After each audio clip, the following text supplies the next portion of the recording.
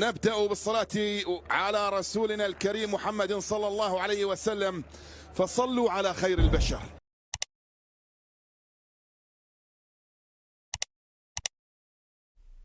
رسميا رئيس نادي زينة الروسي يعلن بيع عقد البرازيلي مالكوم إلى الهلال.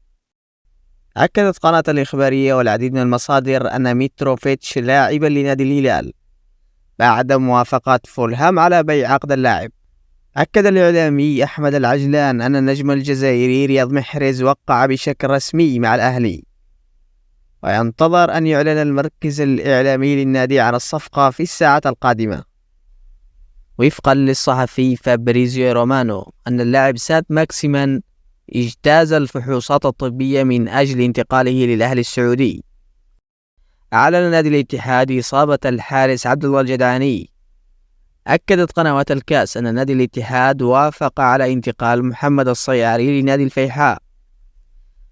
بحسب ما أوردته صحيفة عكاظ أن الدولي السنغالي ساديو ماني ونادي بايرن ميونخ يمنحان نادي النصر السعودي مهلة حتى الأربعاء القادم لإنهاء صفقة تعاقد النصر مع ساديو ماني بعد أن تم الاتفاق على كافة تفاصيل العقد.